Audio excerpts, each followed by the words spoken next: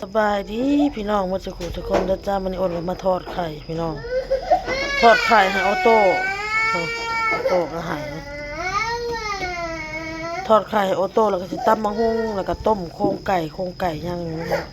มันสิต้มใส่น้ำมันส้ม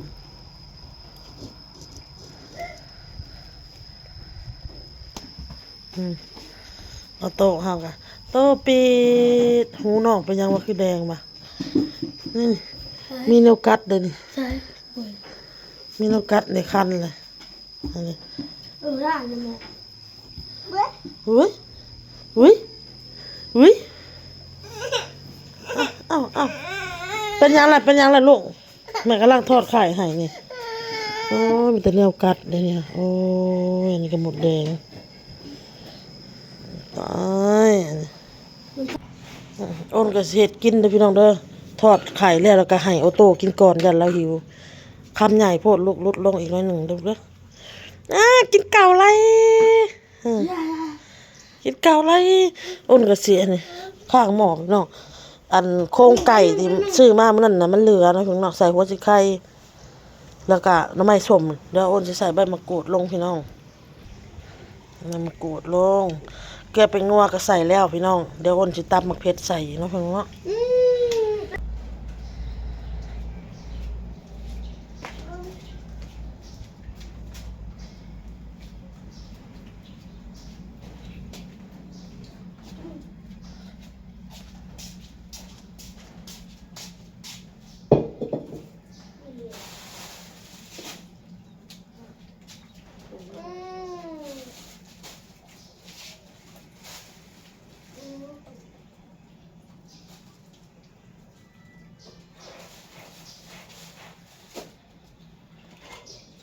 หนังค่ายจริงเลย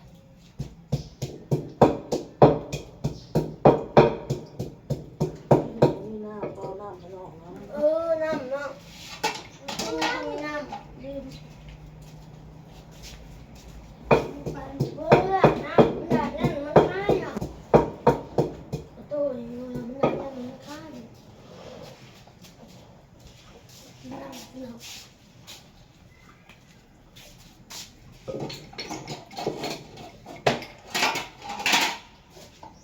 ก็จุดเนี่ยมันไปสอบเขาทำไมเนาะไอ้พี่ละมันจะต้องไปที่งานนะมีค่าฟอมก็โต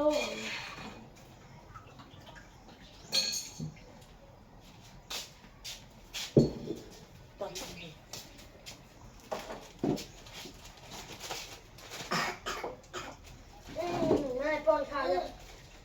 ป้อนข่าวบ่ได้บ่ได้ได้ดีได้ที่เขาดีโตเอาเนาะไม่ให้ได้ โครงไก่ก็แช่พี่น้องมันแข็งออกจะส่องผิดแล้วพี่น้องมีหัวใจน้ำแน่ที่ยังอยู่พี่น้องพอดีเราเงินเดือนออกเรากินมดแต่พอดีลงไปซื้อมาไหว้พี่น้องไหว้พี่น้องตัดเป็นตอน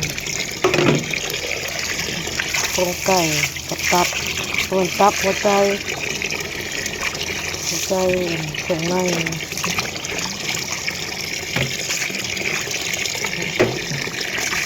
ติดกัน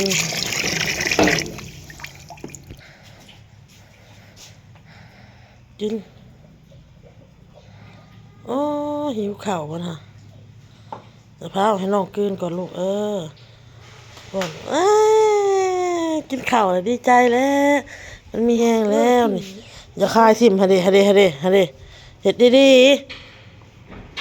มันขี่เข้ามามัน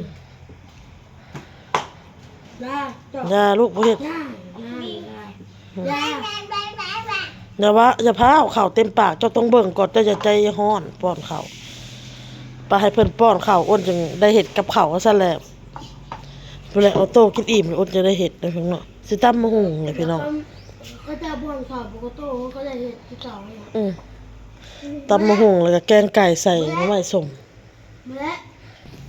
หม้อพดแล้วอ้นก็สิเอาไก่ลงพี่น้อง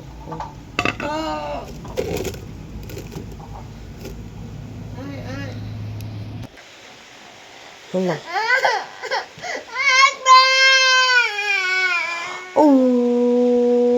ย เฮ็ดเลยกินละอิ่มแล้วบ่เข้ากินอิ่มแล้วบ่อ้าวฝนตกวันนี้อ้าวฝนตกแล้วว่าสิอันน่ะซักผ้าซักแพร่บ่ได้ซักแล้วเนี่ยเนาะขี้เฟือกก่อนนี่ซื่อๆพี่น้องเอ้ย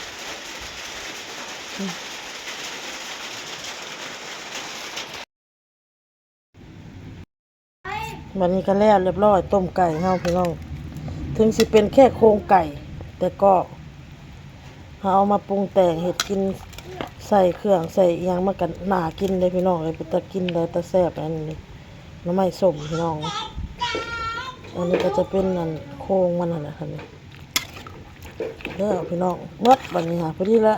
มดแล้วก็ยังหัวใจบัดนี้ค่ะหัวใจย่าแมลงพี่น้องเอามาเห็ดกินวันนี้อ้นก็สิมาตำมะฮุ่งได้ต่อพี่น้อง ทั้งเฮาเลย จะเบิ่งลูกข่อยพี่น้องร้านข่อยสบายดีไปบุญสบายดีไปบุญรู้จักความใดทุทุเห็ดเมินอีกเมินได้พี่น้องเลยหากระตื่นนอนไปบุญเอาโตะลืมนะบ่ลูกลืมแล้วทุนะลืมแล้วทุพากันนั่งดินขากตะปัดเมียนเลยพี่น้องเลยปัดเมียนเลยพี่น้องเด้อโอนก็จะมาตำหมักเผ็ดกับกระเทียมน้ำตาลไปงัวใส่กันเลยโขกใส่กัน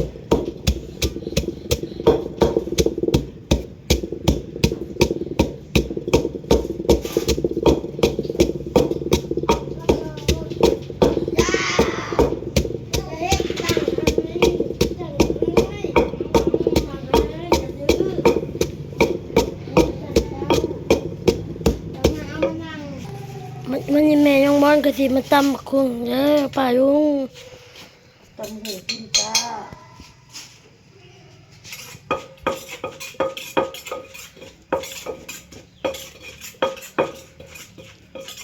ตำหูเขาคือแบบแห้งๆนะ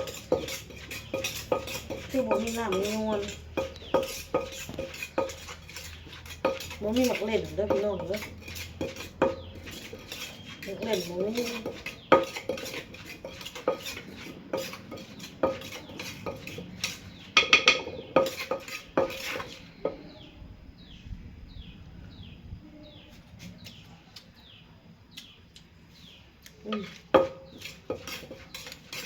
แซ่บ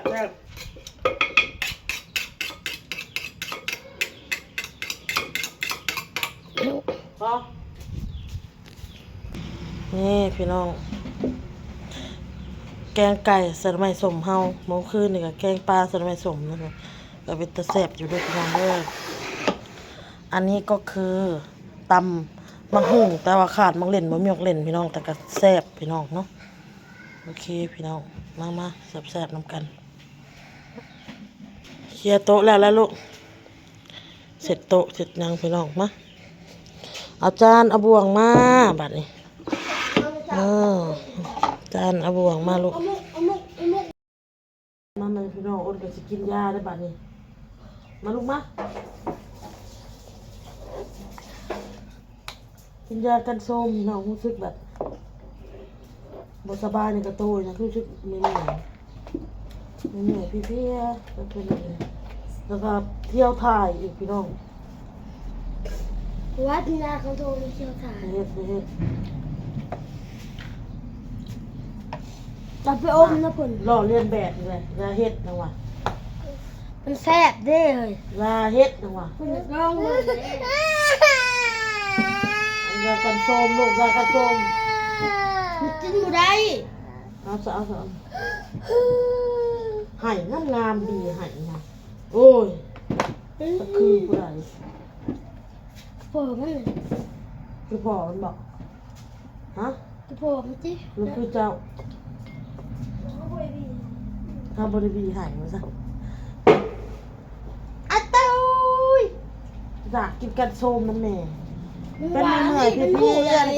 ในกระโตนี่เจ็บเอวนี่ก็เจ็บพี่น้อง มันหูแล้วมันหวานเลย ใกล้บ่จักใกล้ถึงมือบ่จักถ้ากันเบิ่งกันสิเจ้าซอยเนาะมันแม่ตายปะ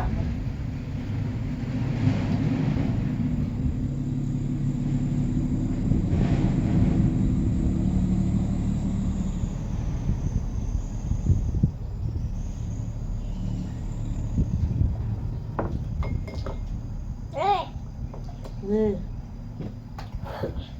แม่บอกว่าตู้เดี๋ยวเต้จะให้มันเอาทางพามันตุ่มเด้อจังหวะมันตุ่มนะมันมียากันบูดในหมู่แม่จะเอาออกแล้วมันทำไ